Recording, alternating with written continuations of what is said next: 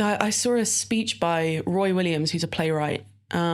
He said that like writing and creating in theatre is all about risk.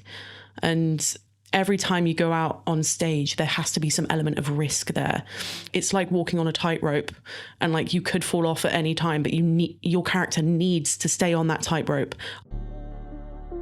Hello, my name is Eline Perez, and you're listening as always to Are You an Artist? Today's episode is with Elly Jordan, which means that it's about acting, free vitamin shots, and research. I really enjoyed our conversation also because Elly is the first actress on this podcast, About Time.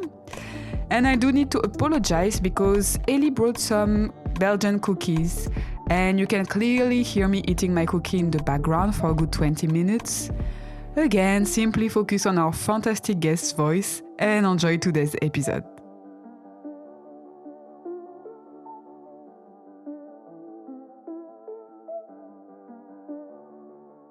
I've immediately forgotten hello in every other language. Hola, konnichiwa, namaste. What? Yeah, because you do Duolingo. I haven't done it yet. I'll just do it during the podcast. You'll just hear like the ding. It's so funny. It was so bored. Yeah, just keep talking. I don't know. The ding. La biblioteca es en el ciudad. I mean, you feel free to. Absolutely not. Right. You've listened to the podcast. So you know exactly what is going to happen and you've prepared everything. Oh, yes. Start running now. Are you ready for your letter? I'm ready. Okay. It's a short letter. Okay. Sweet and short, like Okay. you. I'm not short. Yeah, no. I would maybe more like simple, short and simple. I feel like you're simple. Yeah, I'm quite easy to figure out, I guess. Yeah, I feel like... Anyway, let's start with that. Anyway. Already going on. Dear Elly, you are the first actress on this podcast. Ooh. So welcome. I'm very excited to have you as a guest, as I think you're really funny, so I hope you will make me laugh a lot. But also preparing for this episode, I realized that there are so many things I ignore about you. Ooh. Have you always wanted to be an actress? What are your life dreams and ambitions? Why do you work at Wilton's if you live so far away? And of course, Elly, are you an artist? Oh, that was great. Oh my God, where do I even start? Well, I think I've like been committed to becoming an actress since I was like 15, 14. So about 10 years now. Before that, I wanted to be a scientist, and I wanted to be a chef, and I wanted to be a singer, and I wanted to be like 500 different things. And I think I realized that I could be one thing that gets to be 500 different things. Oh, wow. You know what I mean? So I could just pretend, but then I don't have to go through any of the commitment of actually, you know, like learning science or being in a kitchen or, you know, any of that. So that's funny because it's all really full-time stuff that you wanted to be. Yeah. It was all really like committed, I guess. But I just think I lack the actual like, not drive, but like, I don't know, commitment, and also like sustaining my interest for a really long time in something is very hard for me. I'll get really obsessed with something and then it'll be like 3 months and I'll be like, oh, well, what's the next thing now? So acting is a lot like that because you can be so like committed to something, but then it ends and you're like, okay, what's next? It's not like having to do it for a really long time. And also like it makes every night different. And if you're doing a show, like a friend of mine is in the Stranger Things play at the moment and she's committed for like a full year. And that seems kind of insane to me because I'm like, oh, I don't know if I could do the same project for a full year. And also I think I've always been very interested in people. I like to meet people. I like to talk to people. Yes. Especially the insane people we get at work. I love talking to them so much because I just find different characteristics in people very interesting. And then getting to embody a characteristic of someone is really interesting and really exciting. yeah, and also like figuring out where they are and where you are as a person, and then how that meets in the middle. Like there are some actors that can really embody someone fully, like if they're playing someone like a figure from history.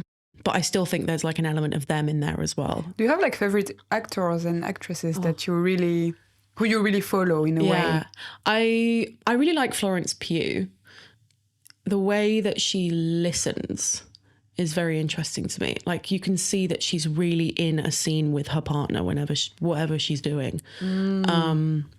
So like it's not necessarily like the way she's acting or the emotion she does. It's like the skill that she has just for like locking in with her scene partner and just being like, this is the scene. This is all that matters right now. Who else? Are you more into like theater acting or like cinema acting? I'm more into theater acting, I think. Because I guess it's quite different skills, right? Yeah, it's crazy different. That's why I think like when you see like musicals that get put on film, sometimes they seem really over the top, and you can tell who the actor is that's been cast because they were in the Broadway show, and who the actor is that's been cast because they're a famous like screen actor. Yeah. Like they're such different skills. Like for theater, no one can see you very closely unless it's like a really tiny theatre, but even then.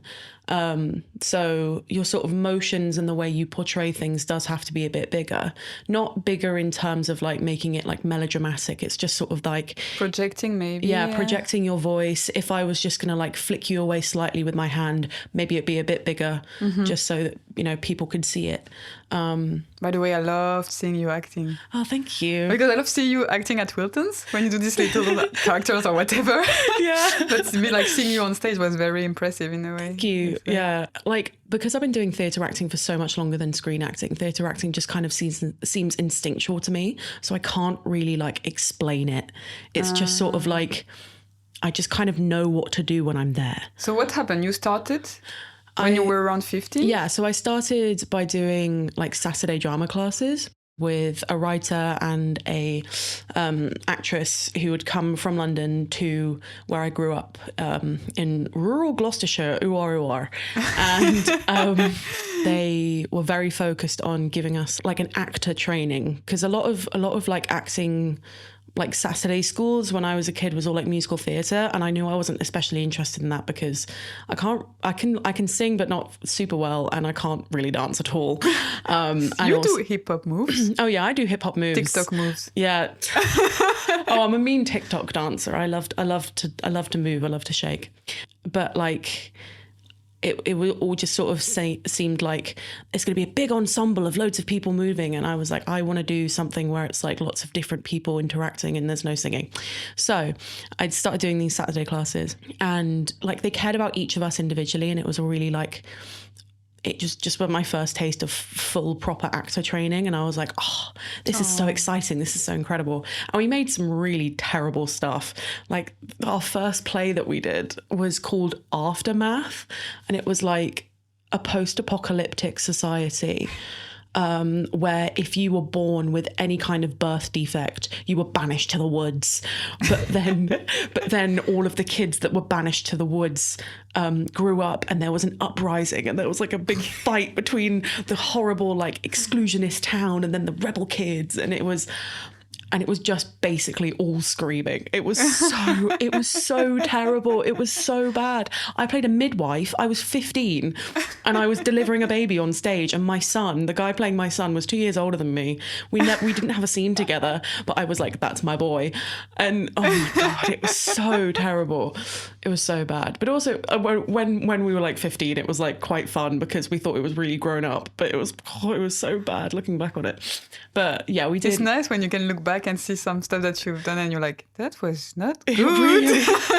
And I made my friends come and see it, and they were all like, yeah, it was great. And now I'm like, oh, they were definitely lying to me that day. But yeah, it was really good. And we got to do things like improv, which I grew up loving improv, and like sketch comedy. Improv and sketch comedy are like, like my soul. I love them so much. Could you do like stand-up comedy? I have tried stand-up, yes. It's not very easy. I love stand-up. I love watching stand-up. I've been to a lot of stand-up shows. But stand-up is hard. Yes, it's the hardest thing, right? It's so hard. Like for the end of my foundation course, before I started my degree, we had to do like a project at the end, and I did stand up, and I did 5 minutes of stand up about McDonald's because I worked there at the time, and it was like, I think because I was performing it to my friends, there was a little bit of grace there because I could just be like, just laugh, and then they would. But you know, you pause and you look at them like, now is the moment to laugh. I had a little sign that I just light up every so often, like, laugh. But yeah, it's really difficult trying to think about what's funny. I think in like a conversation, when you're like talking to someone, you can kind of tell when would be a good time to throw in a joke, or like... And also it really depends on the people. I feel like some people, they don't really get your... Yes. You know, you find, I mean, sometimes I find stuff hilarious, and then I look around me and everybody's so serious, and I'm like, oh, okay. Yeah. Like there was this one stand-up show I went to, and there was this guy that came out. It was for my friend's birthday. And so it was like a group of us, all like kind of early 20s. And then everybody else was kind of more sort of 40, like middle-aged sort of men. And there was this guy that came out that was like a really like catty gay man. And all of his comedy was kind of about that. And we were all like cracking up because we got it. And like, you know, he was really funny, but everyone else was just kind of sat there with their arms crossed. And I was like, oof, that must feel so weird. But also because we were all actors as well, I think when you're an actor and you're watching theatre, or you're watching stand-up, or you're watching anything, there's always this idea of being a generous audience member. So like, if I can see something that's meant to be a joke, I don't necessarily find it funny. But if I can see that the actors on stage, especially if it's one of your friends, are telling a joke, I'll just be like, ah ha ha ha, ah ha ha ha, you know, because I just want to, you know, you want to. Yeah, because also when you have some empathy, you can really feel, I mean, when I've seen some stand-up comedy, because I have so much empathy, sometimes I would feel horrible, you know, because I can feel when it's empty, there is no laughing, and you feel like the comedian is like feeling really tension and disappointment.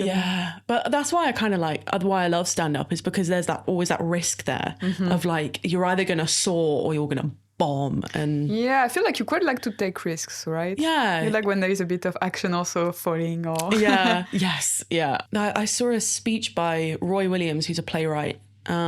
He wrote some plays that were on at the National. He's also a Rose Bruford alumni, which I guess is my university now. And he said that like writing and creating and theatre is all about risk. And every time you go out on stage, there has to be some element of risk there. We always talk about like, what's your objective? What's your want? What's your obstacle? What do you need by the end of the scene? What do you need by the end of the week? What do you need by the end of the year? How do you feel about everyone on stage? And there's so many different moving parts. It's like walking on a tightrope, and like you could fall off at any time, but your character needs to stay on that tightrope. And stakes, that's the important thing as well, stakes. Otherwise the whole world could fall out from under them. So like the play you came and saw, Blue Stockings, I was playing Elizabeth Welsh, and like her want is to get the women's right to graduate.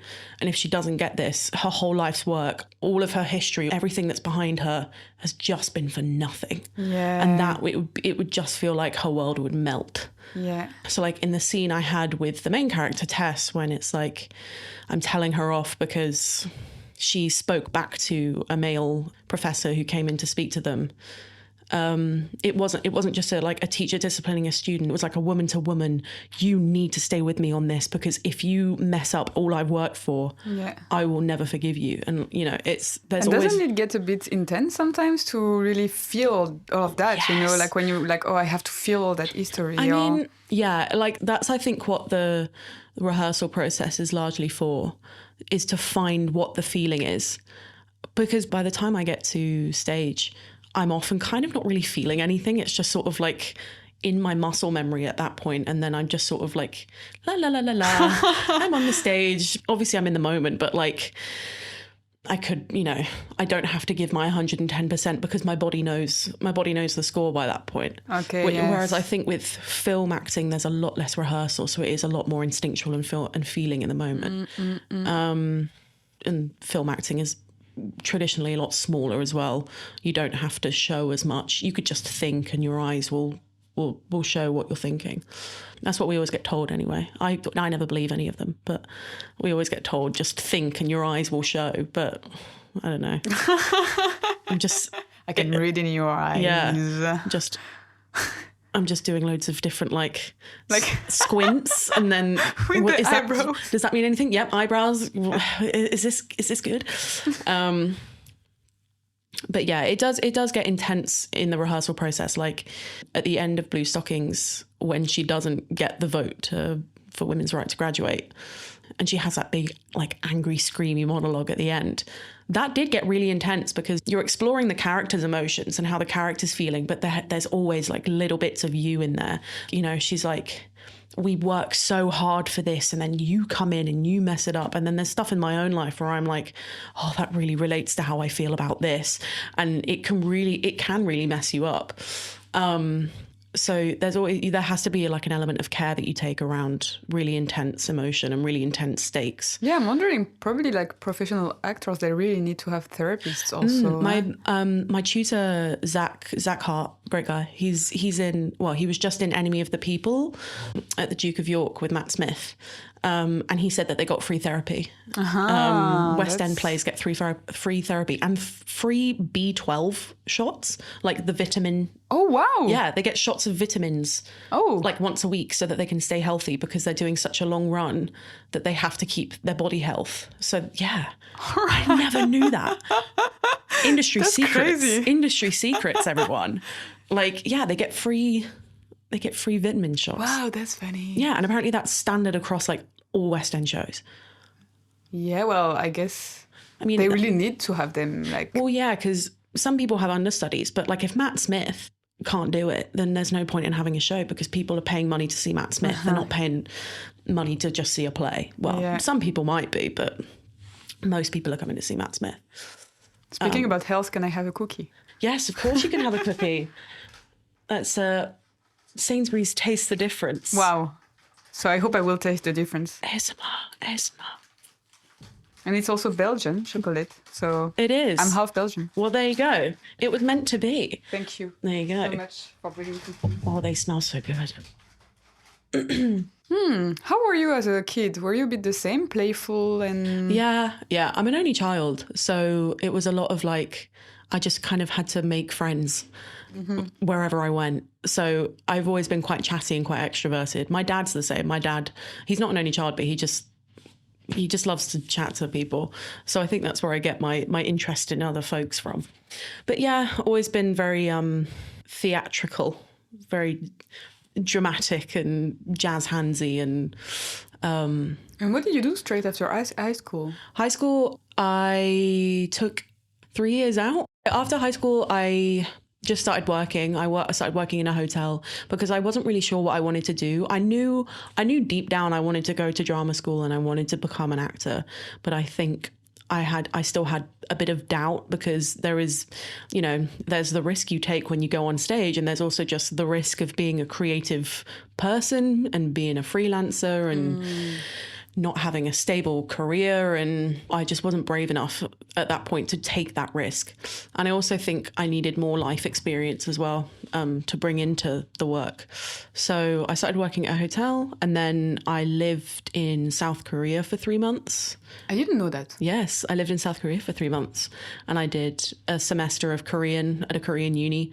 Because I had friends, we had like a Korean exchange at my high school. So I had friends in Korea, and I was interested in like Korean culture and stuff. So I just thought, as my my gap year activity, or my gap year, darling, I'd go to Korea and really find myself.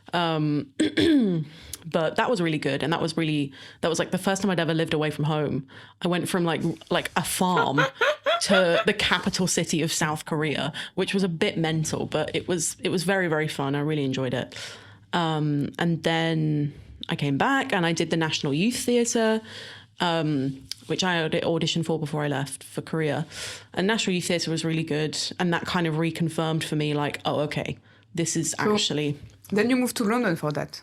No, well, the National Youth Theatre was in London, but it was only like a 3-week course. Okay, okay. Yeah, so it was like a 3-week intensive where we just sort of did acting skills and then did like a performance at the end. It was all kind of a blur and I kind of can't really remember a lot of it because it was all just so intense.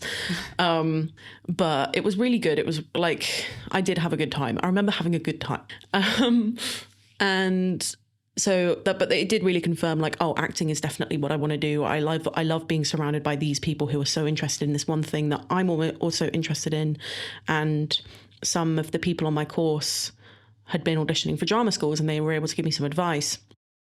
So in 2019, 2020, I started auditioning for drama schools. But then 2020, COVID hit. So I managed to do most of my auditions in person. But then COVID happened and everything went wrong. So, but I got a place on the foundation course at Alra, which was like a 1-year course. And so that's when I moved to London. I moved to London in September 2020. And then I did my foundation course. And then I got onto the degree and then I did the degree and then my school shut and then I know here I am. And what's next? And what's next? Dear God. Well, I've still got another term left of my degree. So I've got to finish that first. I've got my dissertation and stuff. And then... Do you know what it's going to be about? Yeah, we have to do like a 5 to 10 minute performance, which is nice because like we don't necessarily get assessed on being an actor. Our dissertations are a lot about just being a creative as a whole. So I'm getting assessed on being like an author and performer, not necessarily being like an actor. So like I'm writing a children's story about a tree. It's about the Wollemi pine, which is a species of tree from Australia that was thought to be extinct for like millions of years, but then it was found by a guy in the 90s in a gorge in Wollemi Park. Yeah. And now I know that sounds like what? He just was like, going for a walk and was like, oh, that's a new looking tree. And then just carried on going. No, I think he was actually some kind of scientist. I should know this. Anyway. And now there's like a massive global effort to keep this species of tree alive because their native habitat, if you can call that for plants, their native environment is under threat because of climate change, because of wildfires, because of increased temperatures, because of the greenhouse effect. So there's lots of these types of trees being planted in botanical gardens around the world. So my story is about a little baby tree that comes into a botanical garden in the UK and is like, oh, I'm scared, I don't know where I am. And then there's some so other cute plants in the botanical gardens that are like, hey, I came from a place that was affected by climate change as well. I'm just to play a plant. I know. Well, you need some people to illustrate. You'd be a brilliant little plant. Oh, thank you. You're welcome. And then it's just sort of like, oh, we're all here together and it's all fine, and there are safe places for us, but I hope the world gets better. And then that's sort of like it. And how do you feel about writing and creating your own stuff? I always doubt myself. I think because as an actor, you're often sort of like, oh, I'm just an actor. I don't really do anything else. I'm just an actor. But like, there's so much of the skills that you use as an actor that you can use for making pieces of writing, for making pieces of theatre. So I used to write sketch comedy with my friend Dan, when we were in secondary school. Would you just write them or film them also? We'd just write them.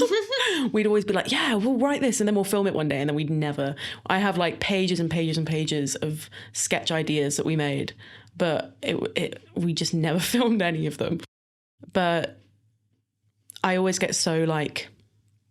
scared about writing dialogue, because I think when you're an actor, I think it's very difficult. Also, I heard writing when dialogues. when you're an actor and you read dialogue and it's bad, you're like, oh, this is awful, and I never want to be the cause of someone suffering like that. It's so funny. Because there's definitely like some like duologues you read where it's like, people don't talk to each other like that. People do not. That's not a real sentence. Yeah, I was fascinated when I started to work as a background person for movies, how much effort you have to, like what you have to do to make things look real. Yeah. Like someone has to look sweaty, so all the makeup team will like do fake sweat and everything. And yeah, if it's not well done, then it's like, what? Yeah. You know? Yeah, like an audience is always, they're even in the least bit skeptical, you've lost them. So like, you know, when people are talking to each other and it's terrible, or when the CGI looks bad, if you're watching one of those films, or, you know, if the hair and makeup looks stupid or whatever, like, you know, people are so keen to just be like, gotcha. Yeah. So there is this, that like with writing, I just felt like there was so much pressure to get it perfect, but it's actually, it can be quite fun as well, just to create, because as an actor you sort of create a character. You're given the script and you're given what they say and who they are in the script, but then you get to go away and do all sorts of like, also you have some freedom and space. oh yeah. Well, like some directors are a bit more like, this is what you're going to do. Okay. But most directors, like, you can go away and do stuff that you're never going to bring in the rehearsal room. In my second year, we did a play called 13 by Mike Bartlett, and I was playing an old woman called Edith, who was in like the early stages of having memory loss. She was like a kooky old lady, and she got arrested for pushing a shopping trolley through the window of a bank. Because she was just mad at the bank. Yeah, so she was like really fun, but like I got given everything in the script, but then, you know, I made up a whole backstory for her. I was like, she was born on this, I gave her a star sign. She was born on this day. And then she had this whole life. She was an air hostess. And then she got pregnant with her son after having a fling with a man in Greece on a beach. And then she, you know, once she had her son, she moved back to London and she started working in a pub. And then she got her pharmacist license. And then she was a pharmacist and she worked in the pharmacy up until she retired. Wow. And now she lives here and she likes to do this. And this is her daily routine. So kind of writing in a way. Yeah, exactly. And then you never bring that into the rehearsal room. No one ever sits you down and is like, oh, so what's this, what's that? You know, what does... But is this something that you learned from a teacher, or like? Yeah, okay. Yeah, like I can't remember the exact practitioner of who tells you to do this, but like just sort of creating an inner world for the character is really important. Otherwise, you're just playing who they are in the moment. Whereas, like, you know, say you're catching a character in a moment where they're really flustered. It's like, they're not just flustered. Like, who are they when they're normal? Who are they when they're waking up in the morning? Who are they when, you know, someone cuts them off on the road? Like, it's sort of finding the entire person so that performing this one moment. story from their life is so much easier, rather than making this one story their entire, you know, the entirety of who they are. So I really enjoy doing that. I really enjoy the like book work and stuff like that, and the table work and the research, especially for Blue Stockings, because I was playing a woman from the 1800s. So you must have learned a lot of stuff about... Yeah, I got to research, and she was a real person as well, so I got to research everything about her life, and then like about the time period and the things she would have worn, and how she would have had access to music, and what food she would have eaten, and like what her daily routine would have been like. How long did the creative process take? We only had a 4-week rehearsal process. So the first week was table work and research. We just spent the whole week. It's very intense, huh? Yeah. It's really intense. It's really fast. 4 weeks. So we spent the first week, just sort of doing research together, going through the play, reading through it, and doing this thing called uniting, where you take the scene and then every time there's a shift in energy or a shift of thought in the scene, that's a new unit. So you kind of break up the scene into even smaller scenes. And then the sort of idea is that every time there's a change in unit, the character's objective might change, the character's thoughts change, the character's like situation in the scene changes. So like like an easy example is every time someone would enter the scene, that would be the new unit, because a character comes in with a whole new energy. So we went through and did that, and I find that really helpful as well, because going on a journey is something that's very important when telling a story. Like, the character needs to be in a different place at the end than they were at the start. Yeah. And that's something I always kind of forget to focus on, is like actually having a journey rather than just being a person. Like, they're a person on a journey.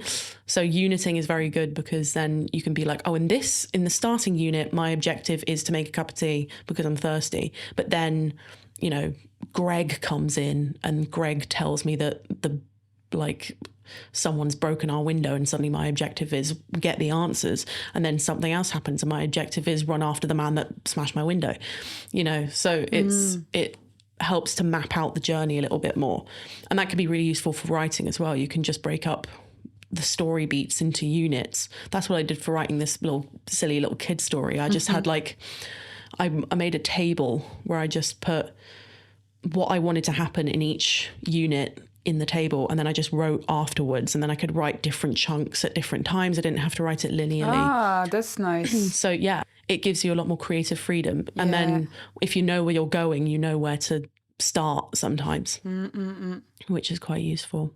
But yeah, I love research. I love research so much.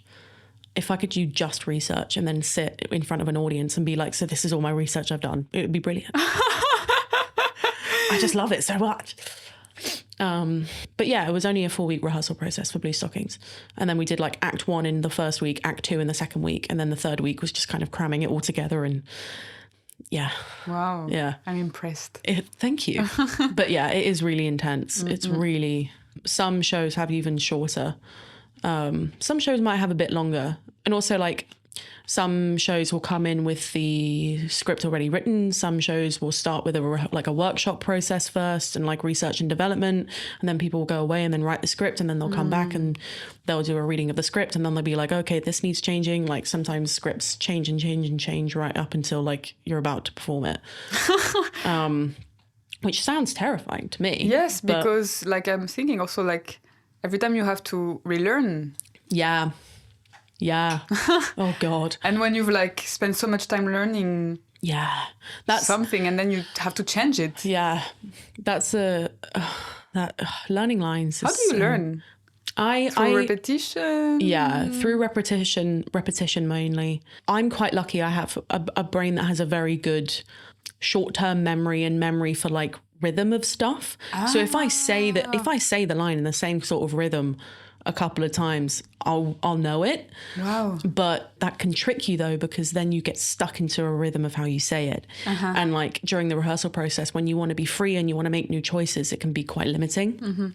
So I get stuck in a rhythm, and then I have to get unstuck in the rhythm. And then by that point, I probably learned the line already. I like to learn the lines quite exactly as well. I like to be word perfect.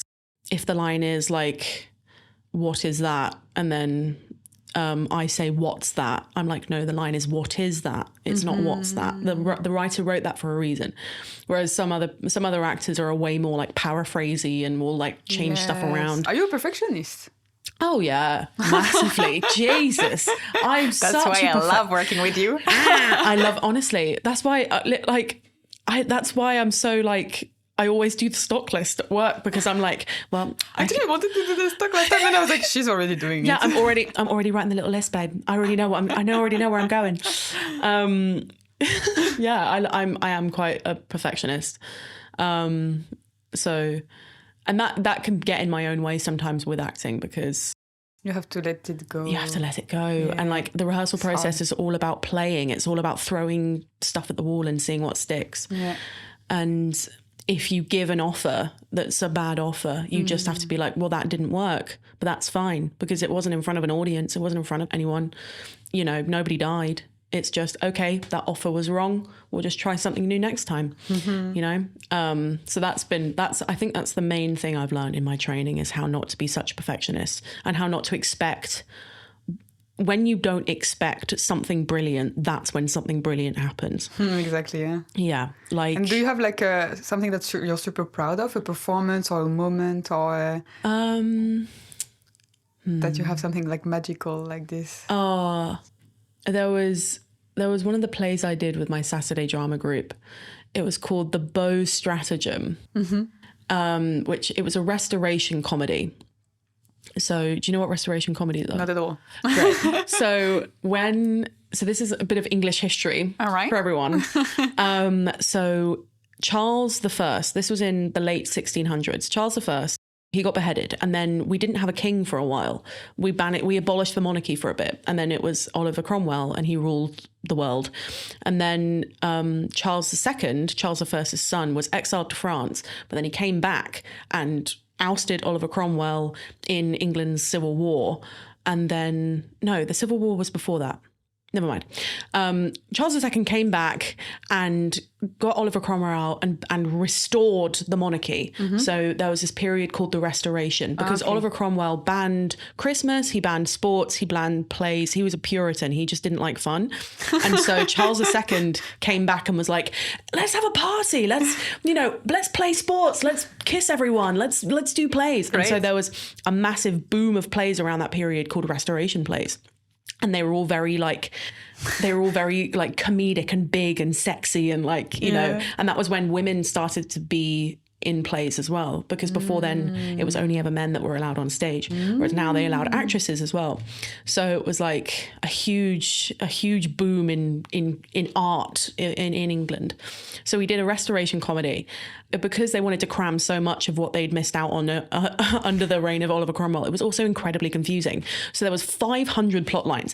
There was like these two men who came into town and they were like, we're going to marry rich. And then they met the rich girl, me. So like the younger one of the two was going to marry me. And the older one of the two was going to marry my older sister. But my older sister was married to somebody else who was really annoying. And then also at the same time, there were some people that were trying to rob someone. And then also at the same time, there was this other guy. And that like, I can't even remember the plot now because none of us had a good grasp on it. It was so chaos. It was so chaotic. And then naturally it all culminated in this one final scene where everything gets resolved.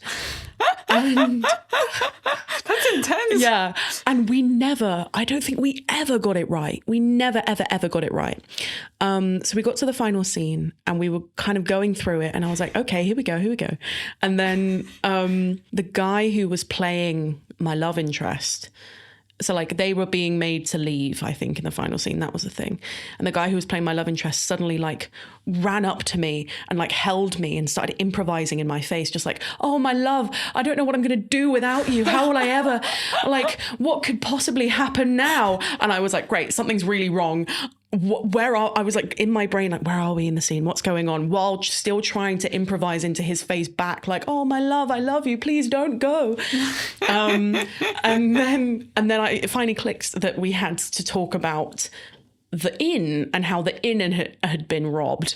And so I just sort of spat out something like, but my love, supposing there's been a hullabaloo at the inn, or something stupid like that. And then the person who had the next cue was like, oh, it's me. And then started the next bit of the scene. But that was like, you saved this moment. But that was something I remember of being like, very like, we all knew there was a problem. And we just had to figure it out, because when an audience is there, you can't just like call line or like, just give up. Like you have to just find it.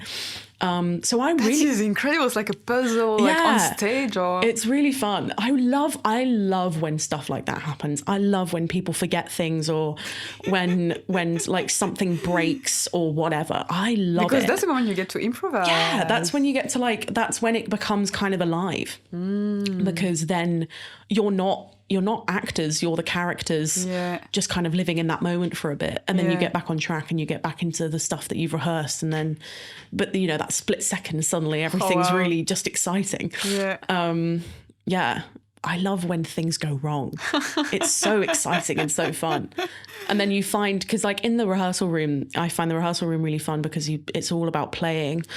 And then, like I said, you kind of lose that when you get to the performance because you've done it so much. It sort of feels a bit stale. So when you have moments like that, it's like, oh, you find that it refreshes. You find that buzz right? again. Yeah.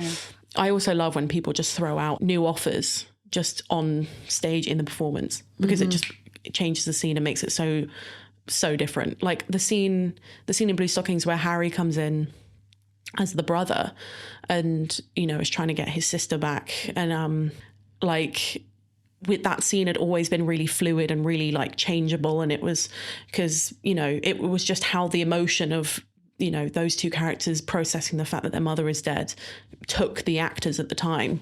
And then I think it was in your performance that you came and saw, he just tried this whole new thing where he was just suddenly really tender.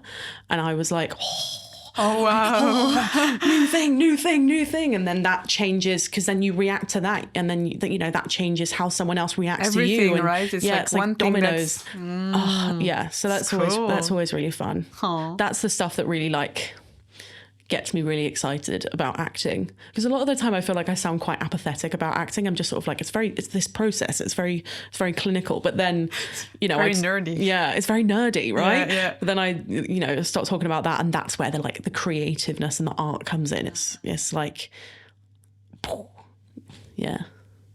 And why do you work at Wilton's? I work at Wilton's because so many people from my uni were working there, and I needed a job. That wasn't gonna, because I worked at McDonald's before, but I was working until like 5 a.m. and then going into uni again at 9. What? Yeah, like 3 days a week I was going into uni on 2 hours sleep. So I needed a job that wouldn't, you know, do that to me. And like, you know, there was a job going at Wilton's and people seemed to enjoy working there. And yeah, I live very far away, but I don't really mind. It like only takes like an hour to get home. So it's fine. But yeah, I like, and also because it's a theatre and it means I get to see shows for free. I get to like, you know, see a bunch of stuff that I wouldn't normally see, because I find I don't watch a lot of theatre. As for someone who loves theatre, I don't watch a lot of it, because either I don't have the time because I'm having to work, or it's too much money, or whatever. Or I just can't be bothered, to be honest, sometimes.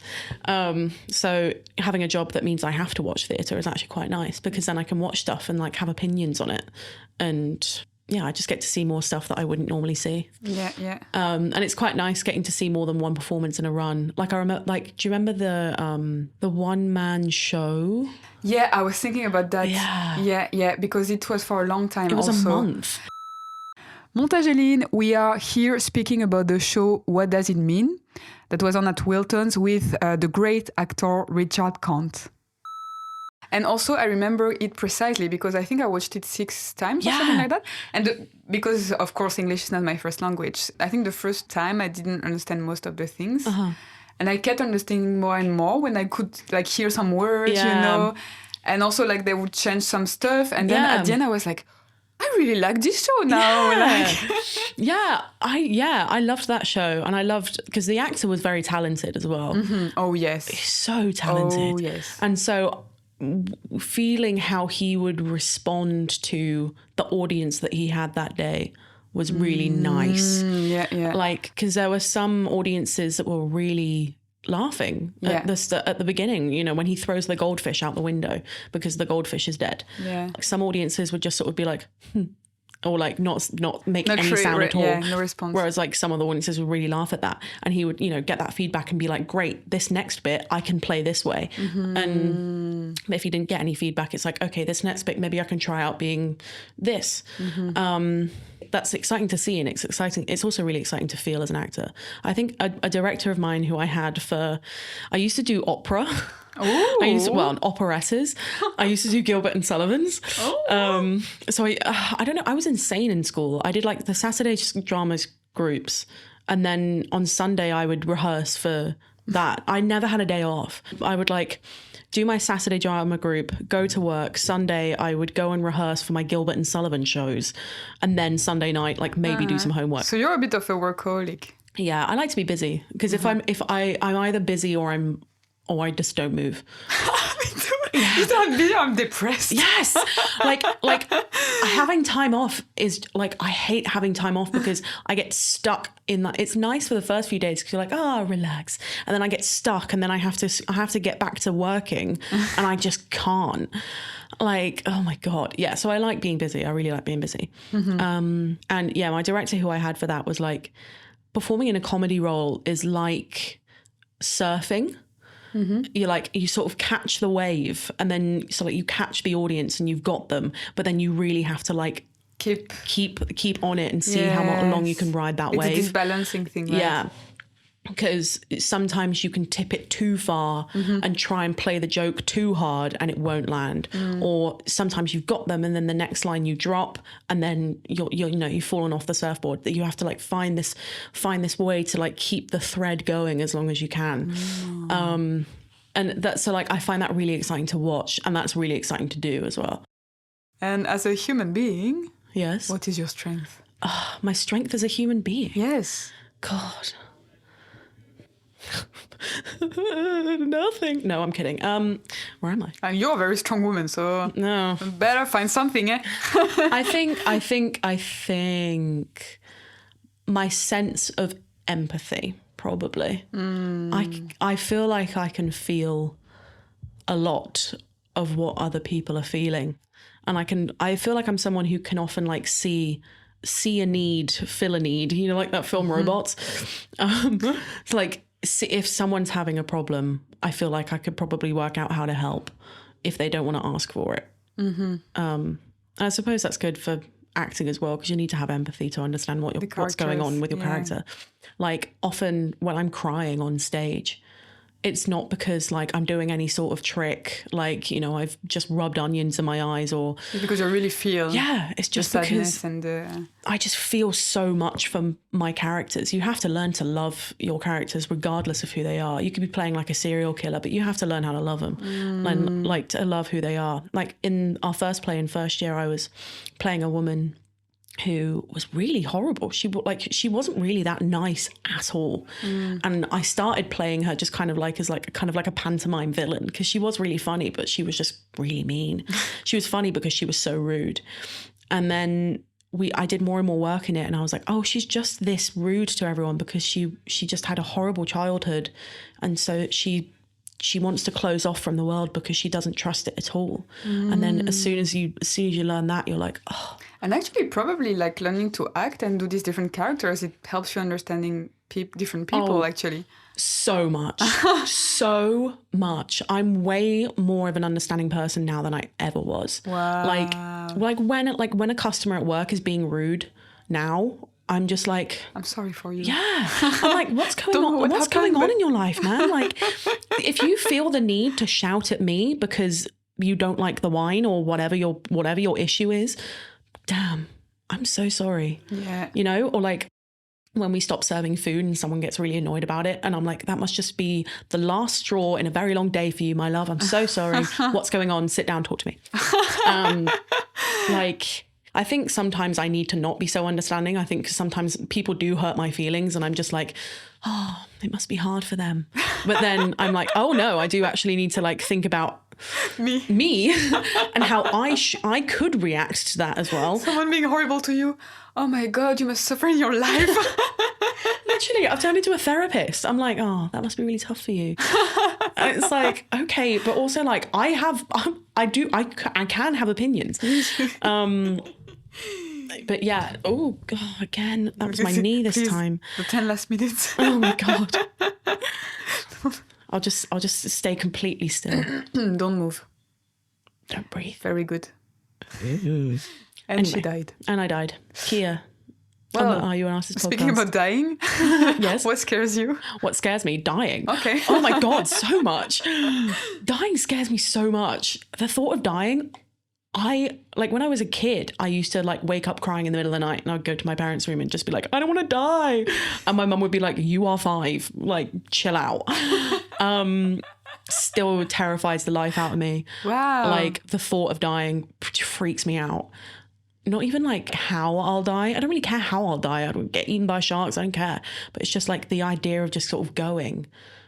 I have no idea what happens. But then I don't really follow any sort of religion. So I feel like, you know, because that's the answer that religion provides. It's like, what happens after we die? Oh, you go to heaven, or you go to whatever another equivalent of heaven is. The afterlife, or you get reincarnated or whatever. And I don't really follow any. I feel like maybe I should, just to like calm me down. Yeah, dying is one of my biggest fears. And I don't know, I don't really like Don't really like the dark either. It's a bit scary, isn't it? What? The dark. Bit spooky. Ooh. Dark at Wilton's when we close? I hate Because it doesn't do anything to me. Really? Yeah. You don't feel like the I ghosts like it in actually. Ghoulies? No. Oh my God. Yeah. You're so brave. Do you believe in ghosts? Do you believe that John Milton's ghost is alive? I used to believe in ghosts. Now I don't anymore. And since I stopped believing, actually, all the fear disappeared. About dark, I have many other fears. Every other fear gone because ghosts aren't real. Solution to life. Solution to life. Just don't believe in ghosts. That's the biggest bit of advice I could give to anyone, really. Thank you. And do you want to be liked and approved, and by who? Yes, and by By everyone. me? By you, yes, of course. I'm a massive people pleaser. I have to be liked, otherwise I will cry. That's one of my biggest fears Probably as well. that's why you're so likable, in a way. You're so kind and funny. Yeah, and because if I'm kind and funny, then people have to, right? There's no other choice.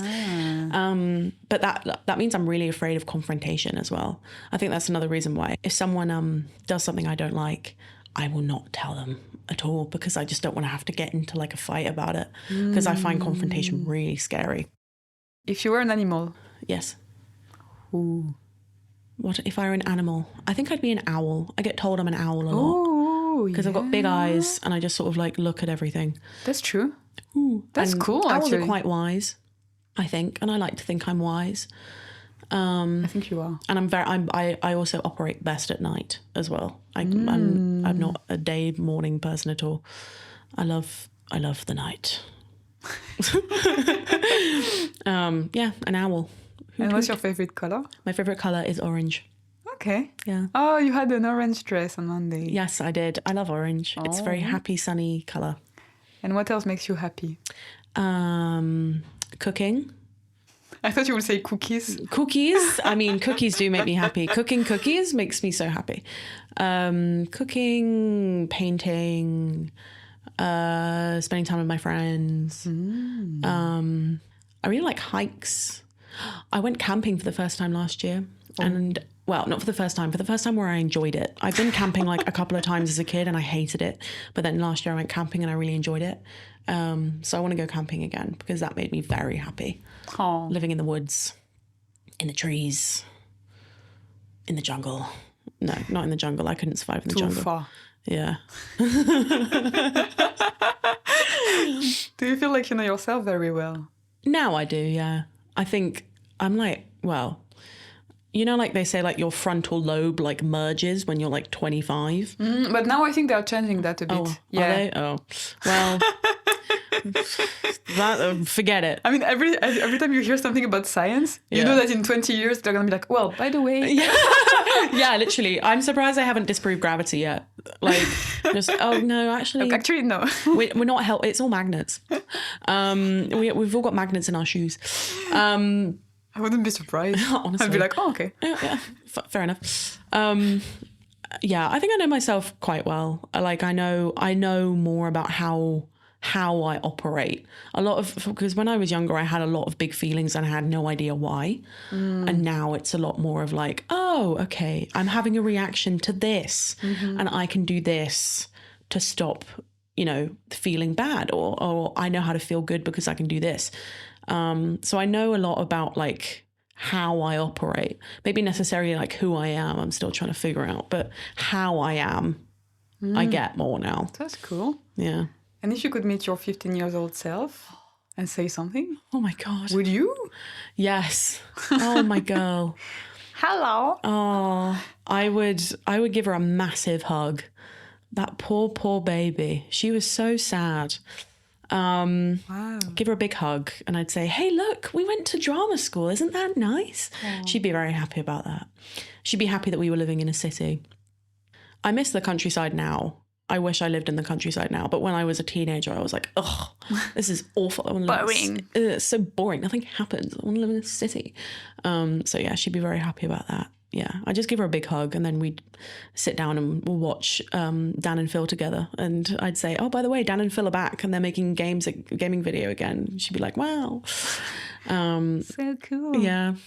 Oh, my little 15-year-old self. Oh. Poor gal. Any project for the future that you want to share? Oh, I mean, we've got our final third year shows the week of the 10th of June. Okay. I'm not sure what they are yet. All right. But check out our Instagram, alrabruford.sw, and then all info will be posted on there. Yeah, that's all I've really got, because we've got our showcase next week. But this is gonna be published in May, I think. Yeah. So but June 10th, week of the 10th of June. Book it. Oh, I think I'm away. I'm going for a wedding on the 8th of June. Ooh, a wedding where? Well, in France. Ooh. Yeah. Ooh la la. It's my first time that I'm invited to a wedding as a guest on my own. That's so exciting. Yeah. Well, on that note. Yes. Do you want to marry me? Yes! Oh my God, I thought you'd never ask. Yay! Thank you so much, Elly. Thank you for having me. Pleasure. Oh. Thank you for the cookies. Oh, you're welcome. Anytime. If you enjoyed this podcast, please give it a 5 stars on your favorite platform. It really supports me, and then I can interview all the artists of the world until I die. Merci!